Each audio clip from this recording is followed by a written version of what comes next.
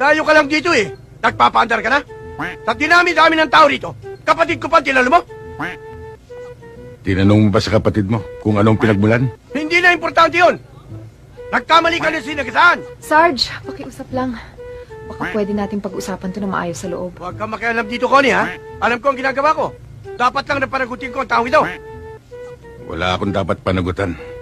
Umawat lang ako eh. Awat ba nakit ka? Ako nga ang pulis, hindi ko ginagawa yun eh. Pulis nga! Kaya gampanan mo pagka-pulis mo!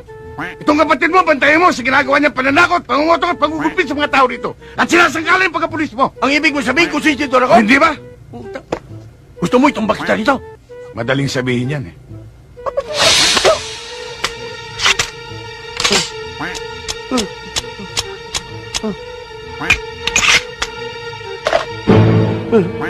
Hindi mo lang alam, Sarge.